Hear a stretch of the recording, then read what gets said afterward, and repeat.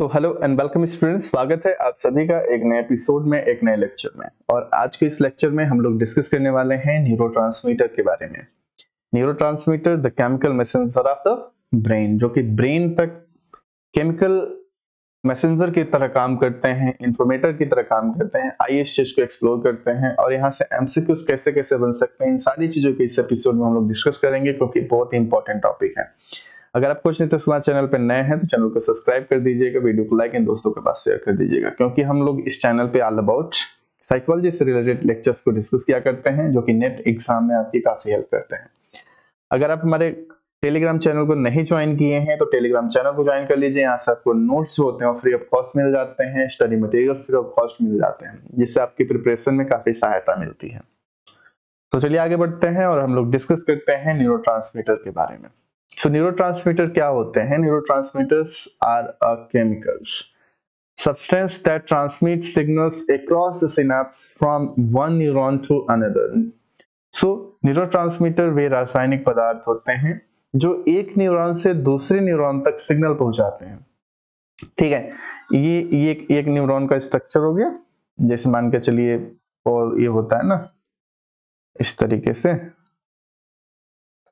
तो बहुत सारे यहाँ पे डेंड्राइट्स होते हैं, एक्सॉन्स होते हैं। ठीक है, तो इस तरीके से बहुत सारे न्यूरॉन्स यहाँ पे होते हैं। ठीक, बहुत सारे न्यूरॉन्स होते हैं। तो एक न्यूरॉन से दूसरे न्यूरॉन तक इंफॉर्मेशन को पहुंचाने की जो प्रक्रिया होती है, ये जो चल रहा है यहाँ पे आप देख सकते हैं, ये जो प्रोसेस होती है, ये जो केमिकल फॉर्म में ट्रांसमिशन हो रहा है, ये किसके थ्रू हो रहा है? न्यूरोट्रांसमीटर्स के थ्रू हो रहा है। तो यही सिग्नल पहुंचाने का काम करते हैं। ठीक, सिनेप्स दो न्यूरॉन के बीच की छोटी जगह को कहा जाता है, यानी कि ये न्यूरॉन है, एक ये न्यूरॉन है, इनके बीच की जो छोटी जगह है उसे हम कह देते हैं सिनेप्स। ठीक, तो आप याद रखिए, न्यूरोट्रांसमीटर वे रासायनिक पदार्थ हैं। Neurotransmitters are chemical substance that transmit signal across the synapse from one neuron to another neuron, जो एक न्यूरॉन से दूसरे न्यूरॉन तक सिग्नल पहुंचाने का काम करते हैं। ठीक है, और इन सब का असर ये देखने को मिलता है, जैसे हम मान के चलिए कभी क्या हमेशा ही होता है चीज के, हमारा मूड, हमारा हैप्पीनेस, हमारा सैडनेस, हमारी मूड की रेगुलेशन, बिहेवियर, ये सारी चीजें क्या होती है, कभी कभी सिंगिंग में होती हैं या कभी कभी नॉर्मल कंडीशंस में होती हैं। तो इन सब चीजों के पीछे में, हमारे मूड रेगुलेशन के पीछे किसका हाथ होता है? ये न्यूरोट्रांसमीटर का ही हाथ होता है। और इनका असर ये होता है, डिफरेंट काइंड्स के आपके न्यूरोट्रांसमीटर्स देखने को मिल जाते हैं। तो इनका असर क्या होता है कि हमारे मूड पर इसका प्रभाव पड़ता है। हमारा मूड कैसा होगा, ठीक है, इन्हीं केमिकल्स के ऊपर डिपेंड करेगा। इमोशंस कैसा होगा, memory, sleep, motivation, learning and movement, ये सारी चीजें किसको क्या डिफाइन करती हैं? न्यूरोट्रांसमीटर्स डिफाइन करते हैं क्या होगा। इसका असर क्या होता है? हमारा mood, memory, emotions, sleep, motivation, learning, movement में सब चीज को प्रभावित करती हैं न्यूरोट्रांसमीटर्स। ठीक है, तो आप याद रखिएगा, न्यूरोट्रांसमीटर से केमिकल सब्सटेंस होते हैं जो कि सिग्नल को ट्रांसमिट करते हैं केमिकल फॉर्म में एक न्यूरॉन से दूसरे न्यूरॉन तक। ठीक, अब हम बात करते हैं इलेक्ट्रिकल। अब इसके प्रोसेस की अगर हम बात करते हैं तो पहले नंबर पे इलेक्ट्रिकल इंपल्स जो होते हैं अराइव, जब न्यूरॉन एक्साइटेड होता है तो उसकी एक्सॉन टर्मिनल तक क्या होता है? एक एक्शन पोटेंशियल होता है। जब एक्शन पोटेंशियल तक पहुंचता है तो वहां पे कैल्शियम चैनल ओपन हो जाता है। एक्शन पोटेंशियल प्री सिनेप्टिक्स मेम्ब्रेन में कैल्शियम आयन चैनल को खोल देता है। जब कैल्शियम आयन चैनल को खोल देता है तो वहां पे क्या होता है? कैल्शियम आने से सिनेप्टिक वेसिकल्स फ्यूज होते हैं। ठीक है, जब कैल्शियम आता है तो सिनेप्टिक वेसिकल्स क्या होते हैं? फ्यूज होते हैं और न्यूरोट्रांसमीटर रिलीज होता है। ठीक, न्यूरो ट्रांसमीटर्स को सिनेप्टिक लेफ्ट में छोड़ते हैं, यह प्रक्रिया क्या होती है? एक्सोसाइटोसिस कहलाती है। ठीक है, आप याद रखिएगा कि जब कैल्शियम आने से सिनेप्टिक वेसिकल्स फ्यूज होते हैं और न्यूरोट्रांसमीटर्स रिलीज होते हैं सिनेप्टिक लेफ्ट में, तो ये प्रक्रिया जो क्या कहलाती है?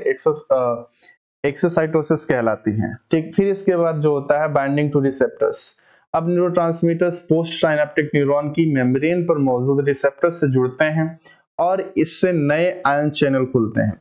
फिर इसके बाद अगर सोडियम आयन अंदर आता है तो न्यूरॉन डिपोलराइज होता है, नया एक्शन पोटेंशियल बनता है, सिग्नल आगे बढ़ते हैं।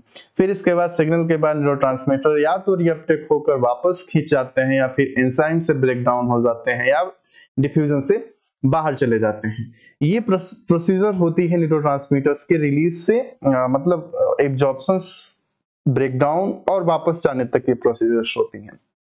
ठीक है, अब अगर हम बात करते हैं क्लासिफिकेशन ऑफ न्यूरोट्रांसमीटर की, तो जनरली दो तरीके की होती हैं न्यूरोट्रांसमीटर्स। वो होती है excitatory neurotransmitters and inhibitory neurotransmitters.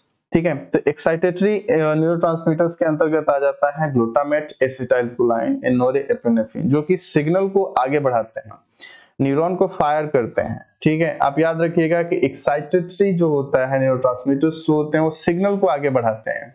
ठीक है, एक्साइटेटरी जो प्रक्रिया होती है वो सिग्नल को आगे बढ़ाने का काम करते हैं। और जो होता है इनहिबिटरी जो होता है, जैसे गाबा हो गया, ठीक है, ग्लाइसिन हो गया, सेरोटोनिन हो गया, ये जो होते हैं सिग्नल को कम करते हैं, न्यूरॉन को शांत करने का काम करते हैं। ठीक, और कभी कभी इन दोनों का कॉम्बिनेशन देखने को मिल जाता है, बोथ हो जाते हैं, डोपामिन हो जाते हैं। कुछ जगह एक्साइटेटरी की तरह काम करता है, कुछ जगह इनहिबिटरी की तरह काम करता है। ठीक, सो मेजर न्यूरोट्रांसमीटर्स की अगर हम बात करेंगे तो ये होता है ऐसे, मतलब कुछ मेजर न्यूरोट्रांसमीटर्स होते हैं जो कि डायरेक्ट एग्जाम में कभी कभी पूछ दिए जाते हैं, इनके कार्य क्या होता है, इनकी वजह से क्या होता है, इनका क्लिनिकल रिलेवेंस क्या होता है। ठीक है, तो एसिटाइल कोलाइन हो गया, dopamine, serotonin, norepinephrine, epinephrine, GABA, glutamate, endorphin, substance P, nitric oxide, ये न्यूरोट्रांसमीटर्स होते हैं जिनके बारे में हम लोग एक एक करके डिस्कस करेंगे। शॉर्ट फॉर्म में डिस्कस कर सकते हैं या लेक्चर्स, कॉम्प्रिहेंसिव लेक्चर भी हम लोग ले सकते हैं। पर अच्छा टॉपिक है यहाँ से। ठीक है, और यहाँ से क्वेश्चंस लगभग 1-2 आ जाते हैं एग्जाम में, तो इसको समझना बहुत जरूरी होता है। ठीक है, तो गाइस आज के इस एपिसोड में बस इतना ही रखते हैं, मिलते हैं नेक्स्ट एपिसोड में एक और इम्पोर्टेंट टॉपिक के साथ। तब तक के लिए धन्यवाद, और हम लोग नेक्स्ट एपिसोड में एक्सप्लोर करेंगे डिफरेंट टाइप्स के जो न्यूरोट्रांसमीटर्स हैं उनको। तो keep shining guys, bye bye.